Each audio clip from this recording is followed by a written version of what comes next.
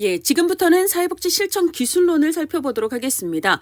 자, 사회복지 실천 기술론에서는요, 일반적인 실천 모델들, 그리고 가족 치료 모델들, 그리고 집단 실천 모델 혹은 집단 실천과 관련되는 여러 가지 개념들을 다룹니다.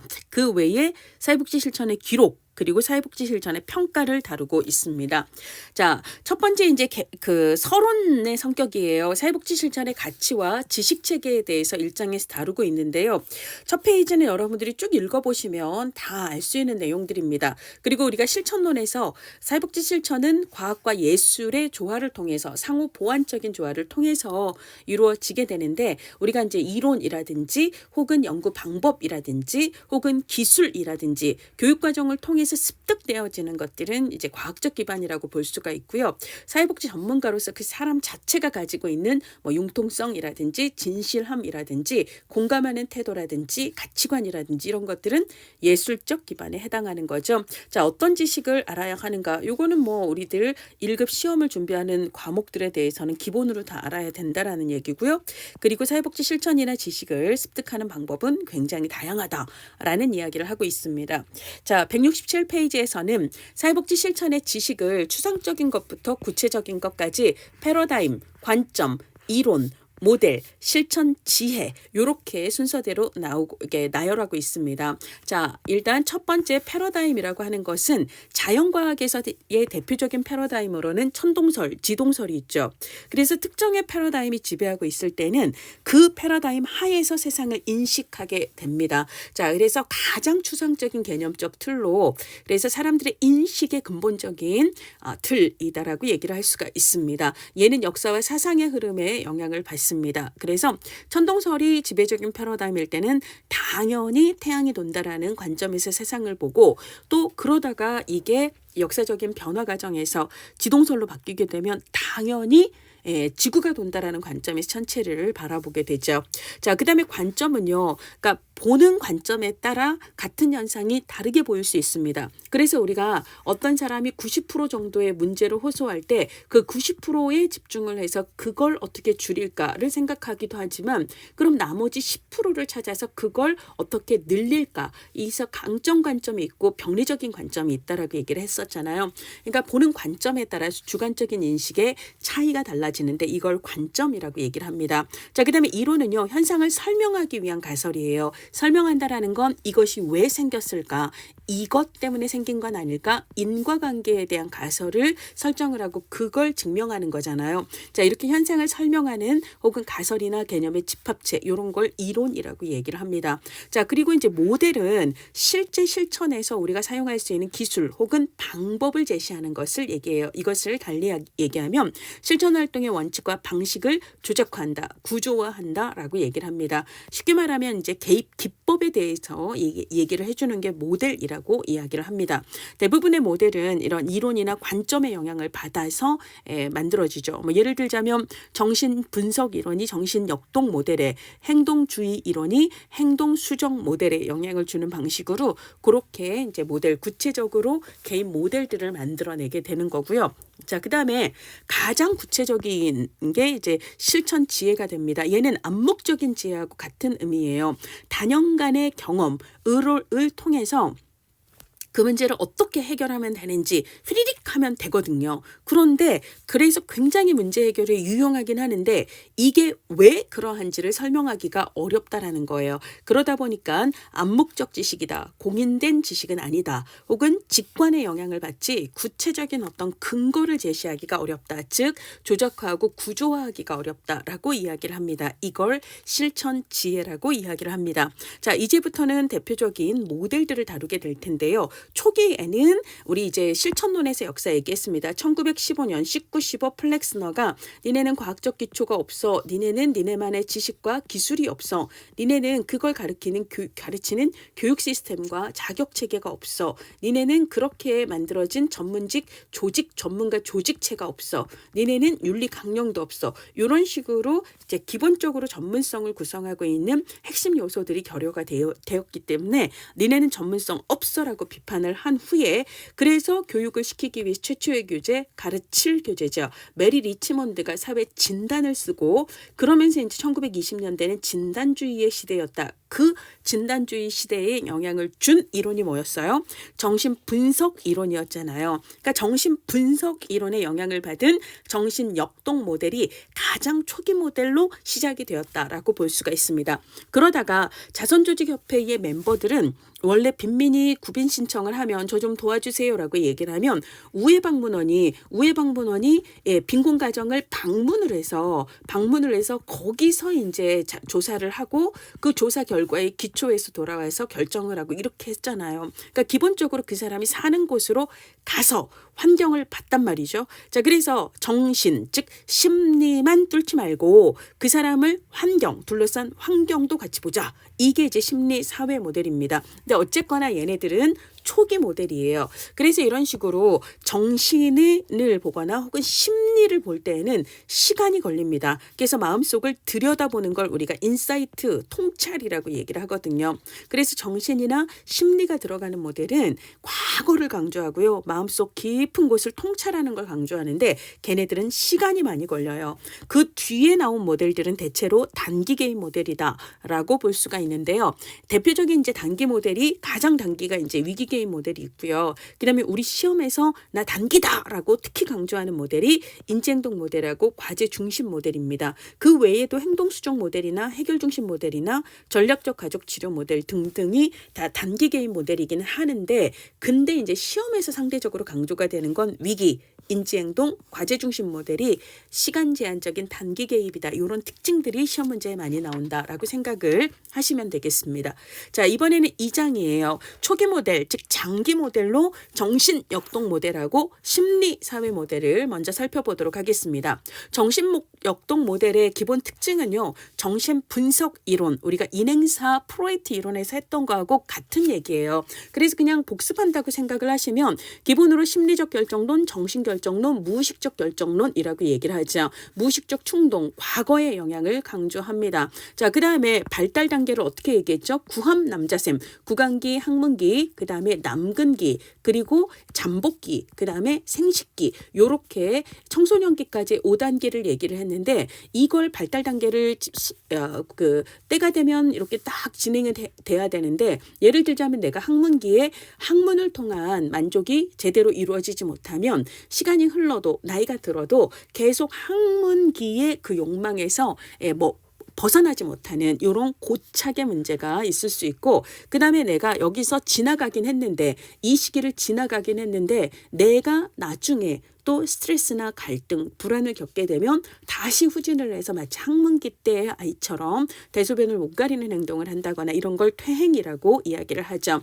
자, 기본적으로 정신 역동 모델도 심리 사회 모델도 통찰을 강조합니다. 자, 그래서 치료적으로 그냥 빨리 증상을 해결할 수 있는 그런 처방약을 주기보다는 자신이 왜 그러한가를 이해할 수 있도록 그래서 무의식적인 갈등이나 불안을 이해하고 통찰할 수 있도록 도와주는 것을 기본으로 합니다. 자, 기본적으로 우리의 성격은 원초와 자, 초자로 구성이 되는데 그 중에서도 자는 내부와 외부의 기능이 잘 집행되도록 중지하는 역할을 하는 거고요. 자, 그 다음에 원초화로 인해, 초자로 인해 발생하는 불안을 원초화는 신경증적 불안이라고 얘기를 했었고 인행사에서 초자는 도덕적 불안이라고 얘기를 했습니다. 걔네들이 유발하는 불안으로부터 긴장을 해소하기 위해서 누가?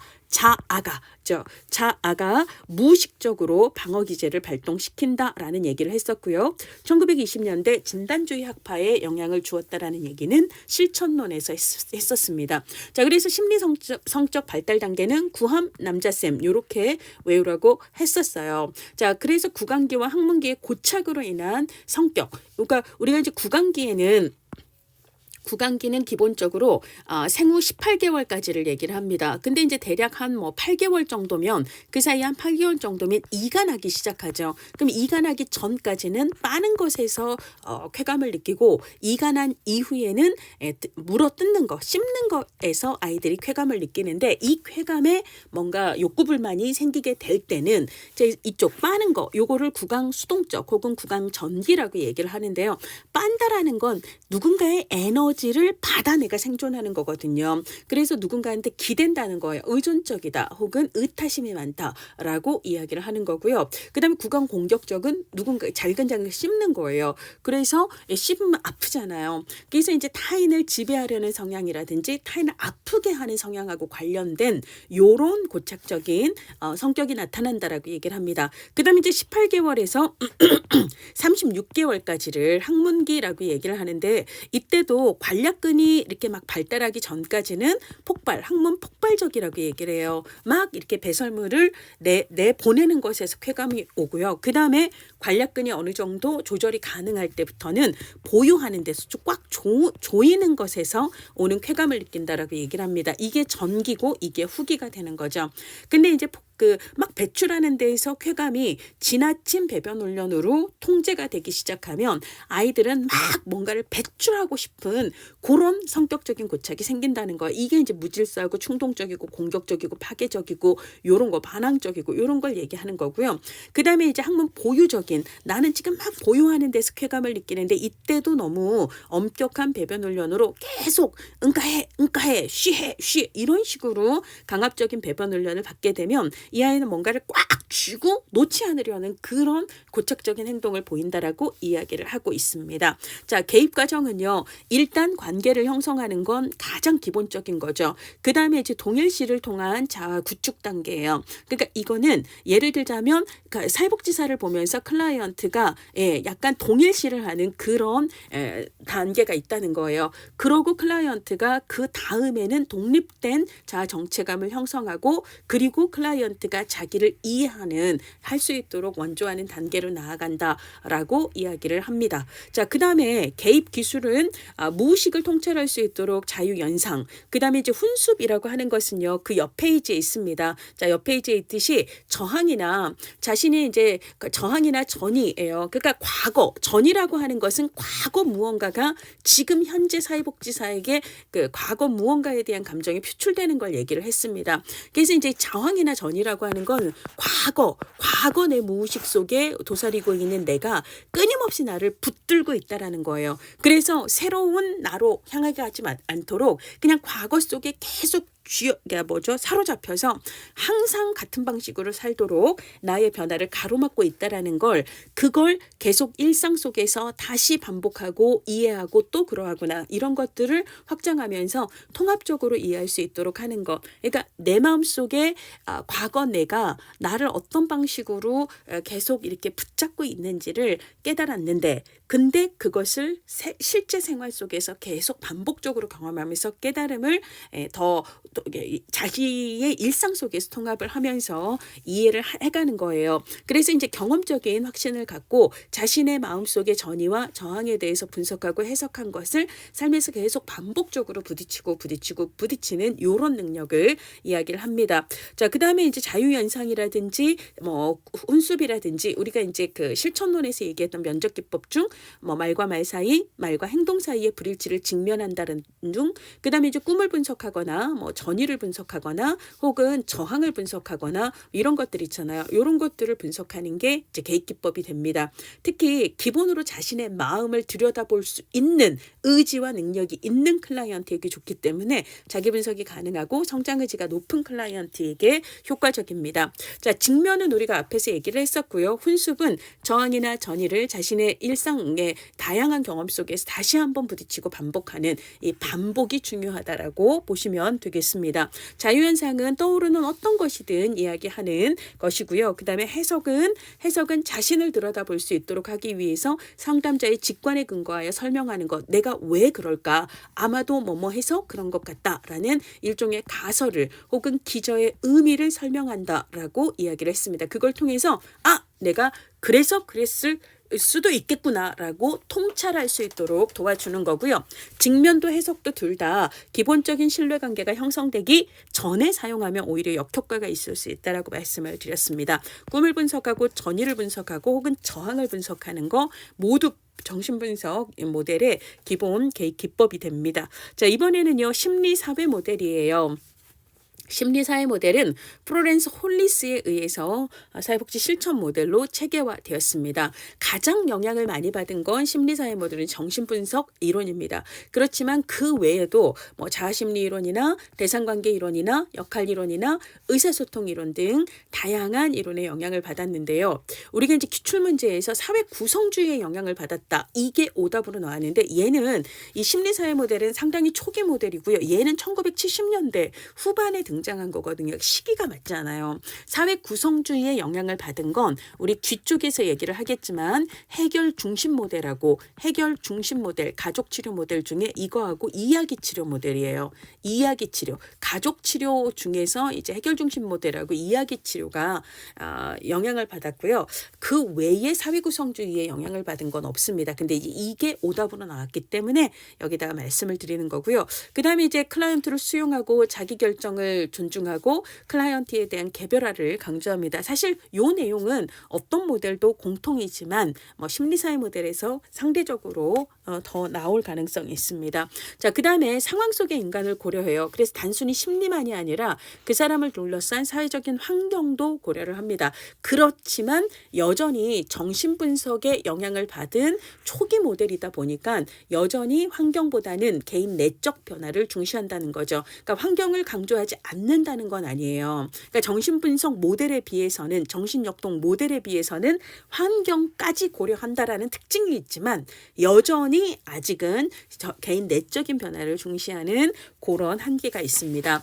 자, 개입 기법에는요. 직접적 개입하고 간접적 개입이 있어요. 우리가 직접적 개입은 클라이언트를 직접 변화시키는 걸 얘기하고 간접 개입은 환경을 변화시키는 걸 얘기하죠. 그러니까 환경 변화에 대한 환경을 변화시키는 혹은 환경을 조성하는 것에 대한 이런 접근도 합니다. 근데 아직은 초기 모델이다 보니까 실제로는 이쪽이 분량이 좀 많아요. 그래서 시험에서도 직접 개입을 물어볼 가능성이 큽니다. 자, 그래서 암기는 이렇게 하세요.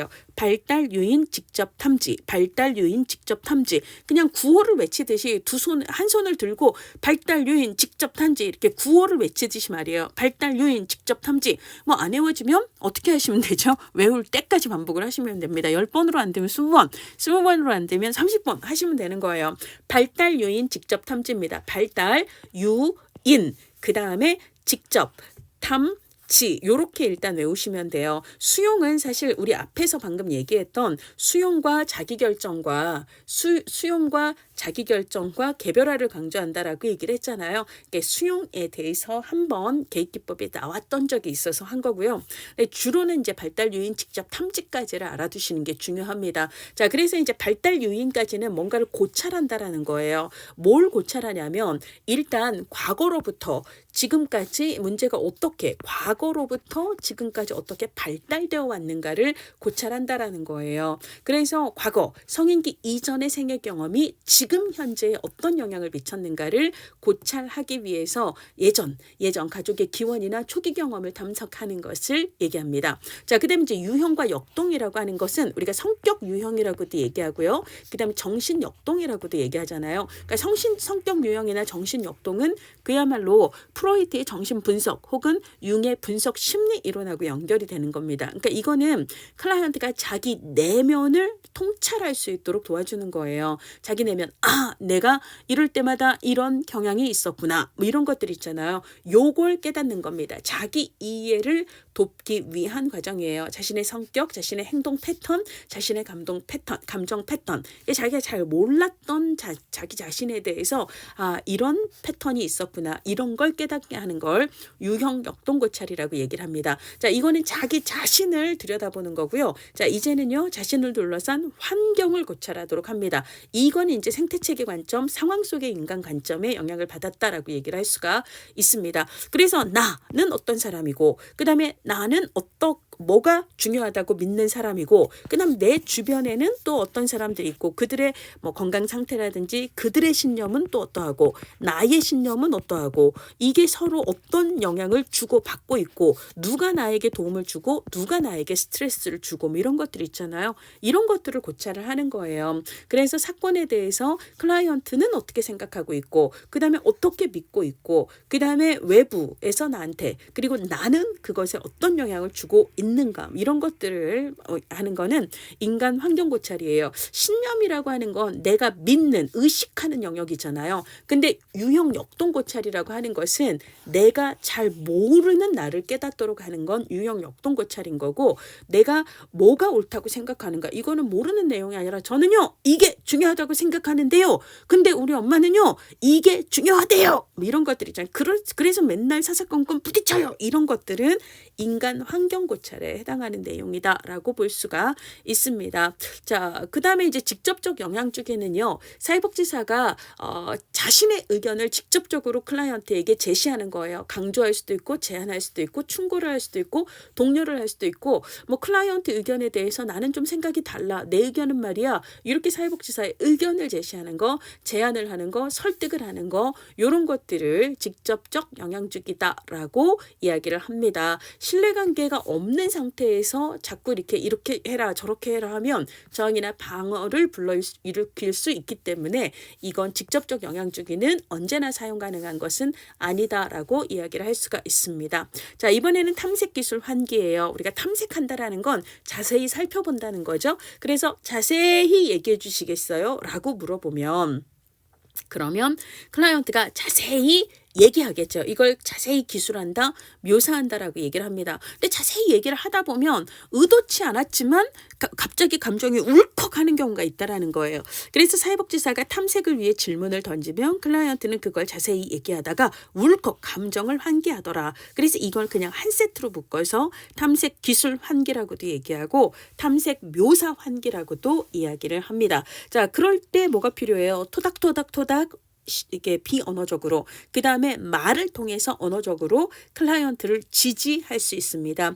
이해한다, 격려한다, 확신을 너 잘 될 거야, 잘 해결낼 거야, 힘들겠지만 잘 이겨낼 거야 라고 얘기하는 거죠. 잘 이겨낼 거야 제보증입니다. 그렇죠? 너 잘하고 있어, 잘 버티고 있는 거야. 이건 격려에 해당하는 거죠. 그래서 격려와 제보증은 그 지지를 위해 사용하는 대표적인 언어적 개입 기법이다라고 얘기를 할 수가 있습니다. 그리고 이제 클라이언트를 수용한다라는 것은 우리가 이제 비슷하게 개의 통수 비자기비 해서 거기서 이제 수용에 나왔을 때는 클라이언트를 있는 그대로 이해하고 인정하는 것 이렇게 얘기를 했습니다. 자, 우리 시험에서는 기술론에서는 온전과 친절한 태도로 클라이언트의 감정이나 주관적 상태에 감정이입을 하며 공감하는 것 이걸 수용이라고 표현을 한 적이 있습니다. 자, 그다음에 이제 간접적인 개입은 환경의 변화를 가하는 거죠. 이걸 환경 조정 혹은 환경 조성 이렇게 이야기를 할 수가 있습니다. 환경을 변화시키는 기법도 사용할 수 있다라고 생각을 하시면 되겠습니다.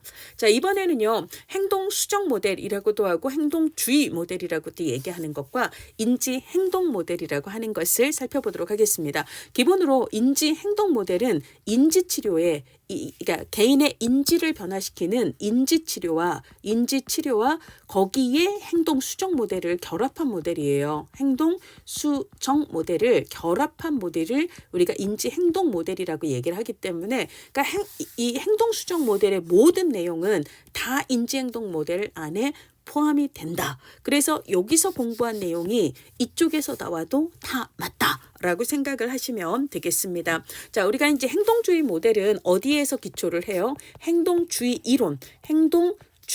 이론. 그래서 우리가 인행사에서 얘기했던 파블로프의 고전적 조건화, 스키너의 조작적 조건화, 반두라의 대리적 조건화 의 기초하에 발전한 모델이다라고 볼 수가 있습니다. 기본적으로 행동주의 모델에서는요. 행동의 변화에 초점을 두고요. 행동의 변화를 우리는 두 글자로는 학습 혹은 세 글자로는 조건화라고 얘기를 하죠. 따라서 인간의 학습은 행동은 행동의 결과, 학습의 결과고 그리고 새로운 행동은 새로운 학습에 의해서 수정이 가능하다라고 이야기를 합니다. 자, 그래서 수정이 가능하다라고 얘기를 해요. 학습을 통해서 수정이 가능하다라고 얘기를 합니다. 그래서 기본적으로 이제 잘 고안이 된 행동 수정 모델에 의해서 인간의 행동은 이렇게도 저렇게도 변화 가능하다. 이것을 인간의 행동 행동을 예측하고 통제할 수 있다라고 이야기를 합니다. 자, 개입기법으로 강화, 처벌, 그 다음에 소거, 행동 형성, 이게 가장 대표적으로 이거는 인간 행동과 사회 환경의 누구의 핵심 개념이었죠? 스키너의 조작적 조건화의 가장 핵심 개념이 이 강화, 처벌, 소거, 행동 조성 혹은 행동 형성이었습니다. 강화라고 하는 것은 어떤 행동의 발생 빈도가 증가하는 거고요. 그러려면 그 행동의 결과로 그 행동에 뒤따르는 결과가 행위자에게 좋은 결과여야 되는데 좋은 게 뭔가 뒤따라서 좋으면 정적 강화라고 얘기를 하고 좋지 않은 게 마이너스 돼서 좋으면 이게 부적 강화라고 얘기를 했습니다. 자, 처벌이라고 하는 것은 행동의 발생 빈도가 감소하는 것을 얘기를 합니다. 그러려면 행동의 결과가 나빠야 되죠. 좋지 않은 결과가 뒤따라야 되는데 이건 뭐 예를 들어 불쾌한 자극이 플러스가 되는, 그래서 잔소리를 듣고 욕을 먹고 체벌을 받고 뭐 이런 것들은 정적 처벌이 되는 거고요. 내가 벌금을 내야 되고 이런 것들, 내 돈이 나가고 그다음에 내 시간을 뺏기고 이런 것들은 다 부적 처벌이 된다라고 볼 수가 있죠. 자, 소거라고 하는 것은 행동은 뭐의 결과예요? 어떤 행동을 누군가가 계속한다면 이거는 무언가에 의해서 강화되고 있기 때문에 하는 거다. 그러면 이 행동을 줄이기 위해서는 그 행동을 하더라도 보상을, 강화를 더 이상 하지 않으면 된다. 라는 원리에 기초한 걸 소거라고 얘기를 하죠. 어떤 행동에 대해서 더 이상 그 행동에 뒤따르는 강화물 혹은 보상을 제공하지 않음으로써 그 행동을 감소시키는 전략을 소거라고 이야기를 합니다. 가장 대표적인 게 아이가 버릇없이 굴 때마다 엄마가 결국은 아이를 달래주거나 아이에게 반응을 하게 되면 아이는 계속 그게 좋아해서 더 버릇없이 굴게 돼요. 즉 엄마의 반응이 아이의 버릇없는 행동을 강화시키게 된다는 거죠. 이럴 때 아이의 버릇없는 행동을 줄이기 위해서 더 이상 아이가 버릇없게 굴어도 엄마가 아이를 달래주지도 야단을 치지도 않고 그냥 반응을 하지 않은 거예요. 그러면 아이의 버릇 행동 없는 행동이 감소가 되는데 이건 처벌이라고 얘기하지 않고 소거에 해당한다라고 이야기를 하게 됩니다. 자, 그다음에 우리가 인행사에서는 행동 조성으로 나왔고 그다음에 실천 기술론에서는 행동 형성으로 나왔어요. 이건 뭐예요? 복잡한 행동을 다루기 쉬운, 좀 더 쉬운 것부터 혹은 단순한 것부터 점차적으로 단계적으로 학습을 시키는 원리를 행동 형성, 행동 조성이라고 이야기를 합니다. 강화의 원리를 따르죠. 그래서 예를 들자면 아이들에게 덧셈을 가르칠 때 좀 쉬운 수준에서 1 더하기 1, 1 더하기 3, 2 더하기 1 이런 수준에서 아이 잘했어 라고 강화를 한 후 자 그러면 이번에는 2 더하기 4 그래서 5 넘어가는 거 있잖아요. 그 다음에 5 더하기 3 이렇게 그러다가 이제 아이 잘했어. 그 다음에는 7 더하기 6 그래서 10 넘어가는 거 이런 식으로 단계적으로 학습을 시키는 걸 행동 조성 혹은 행동 형성이다라고 이야기를 합니다. 자, 타임아웃은 바람직하지 않은 행동을 한 사람임을 그 행동을 자극하는 환경에서 일정 시간 분리하는 기법을 이야기합니다. 그래서 우리 이런 행동을 다시 한번 하면 저쪽 방에 몇 분 동안 있는 거야. 저 의자에 몇 분 동안 앉아 있는 거야. 라고 약속을 하고 아이가 그 행동, 바람직하지 않은 행동을 하면 그 공간으로 혹은 그 자리로 이동을 해서 앉아 있도록 함으로써 이 아이를 자극하는 환경에서 이 아이를 분리시키려고 하는 전략에 해당하는 거죠. 근데 아이 입장에서는 자기가 좋지 않은 행동을 해서 처벌받았다라고 생각을 할 수 있어요. 그래서 이제 그 행동을 줄이게 되는 전략이다라고 이야기를 할 수가 있습니다. 자, 그 다음에 체계적 탈감법도 인행사에서 얘기를 했습니다. 불안이나 두려움이나 공포를 줄이려고 하는데 한 번에 줄이기는 힘드니까 단계적으로 줄여가는 거예요. 그러면 불안의 사이즈가 큰 것부터 해요? 작은 것부터 해요? 작은 거. 두려움이 적은 상황에서 큰 상황까지 단계적으로 노출을 함으로써 이완 훈련이죠. 근육 이완 훈련을 미리 시켜서 이 두려움이 적은 상황에서 근육 이완 훈련을 통해 그 상황과 공포 사이, 불안 사이의 관계를 끊어내면 그 다음에 조금 더 위협적인 상황에 노출을 해서 다시 그 상황과 불안의 관계를 이완 훈련을 통해서 없애고 이런 식으로 단계적으로 없애는 거죠. 이건 파블로프의 고전적 조건화를 역으로 이용한 방식이다라고 이야기를 합니다. 자, 모델링은 뭐하고 같아요? 반두라가 얘기한 관찰학습하고 같죠. 관찰학습, 대리적 학습, 대리적 조건화 혹은 모방이라고 이야기를 하기도 합니다. 그래서 얘는 반두라의 사회학습 이론을 떠올리셔야 됩니다. 자, 그래서 관찰학습을 통해서 클라이언트가 시행착오를 거치지 않고 행동할 수 있도록 도와주는 것을 이야기하고요. 그래서 모방할 행동에 대해서 관찰학습을 하고 그걸 따라 연습을 함으로써 시행착오를 줄이는 거죠. 그래서 뭐 요런 걸 얘기를 하는 거고요. 리허설 한다라고 얘기하는 건 실전 전에 실전처럼 연습을 해보는 것을 리허설이라고 이야기를 합니다. 자, 그래서 시험에 출제된 행동주의 개입 사례에 대해서 이야기를 하고 있는데 읽어보시고요. 자, 이번에는 인지행동 모델입니다. 인지행동 모델은 인지치료와 행동수정 모델을 결합을 한 모델이고 따라서 방금 얘기했던 행동수정 모델의 모든 내용은 인지행동 내용 모델에서 나와도 다 맞다라고 보시면 되겠습니다. 자, 인지행동 모델은요. 인지이론과 행동주의 이론에 바탕을 둡니다. 자, 인지이론에서는 기본적으로 사람의 정서나 행동상의 문제는 객관적인 사건 때문에 유발이 된다기보다는 그 사건에 대한 그 사람의 인지, 달리 얘기하면 생각이나 신념에 영향을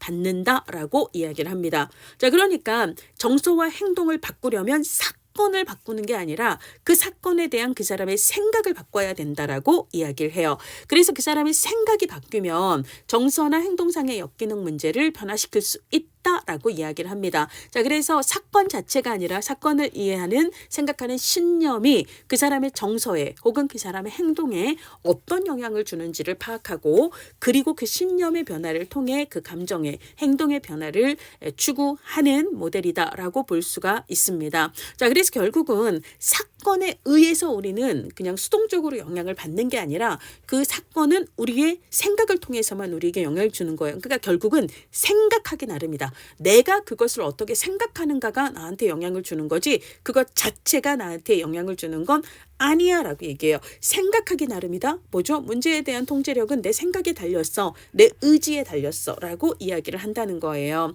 자, 그래서 객관적인 사건 자체가 아니라 그것에 대한 나의 주관적인 인식이 중요하다라고 이야기를 합니다. 그래서 주관적인 인식 혹은 주관적인 경험 이것을 강조를 하는 거고요. 같은 사건에 대해서도 사람들은 생각하는 방식이 달라요. 이것을 주관적인 경험은 사람마다 다르다. 독특성을 인정한다라는 이야기입니다. 자, 그 다음에 기본적으로 여기서는요. 과제를 행동 과제를 많이 부여를 합니다. 과제를 많이 활용을 하거든요. 그러면 그 과제를 열심히 해야 돼요. 그러니까 클라이언트가 적극적이고 능동적으로 참여를 해야 합니다. 그리고 과제를 제시하기도 하지만 기본으로 계속 질문을 하고 클라이언트가 답을 하게 해요. 왜냐하면 나의 생각을 얘기하는 할 수 있도록 해야 자신의 생각의 오류를 발견해서 수정을 할 수가 있기 때문에 계속 생각을 얘기하도록 사회복지사는 질문을 합니다.